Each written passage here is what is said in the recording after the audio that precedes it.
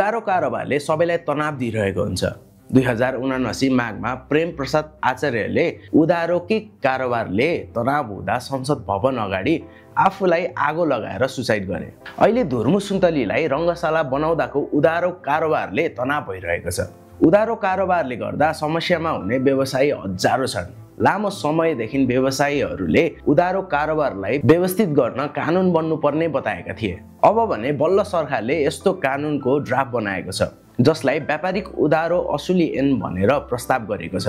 ड्राफ्टमा उधारो कारोबारको भुक्तानी कहिलेसम्म र कसरी गर्नुपर्ने, नगरे के हुने, उधारो कारोबारले हुने हानि कसरी न्यूनीकरण गर्ने, उधारो कारोबारबाट साना तथा मझौला उद्योगीहरूलाई कसरी आर्थिक सुरक्षा प्रदान गर्ने लगायतका विषय समावेश गरेका छन्।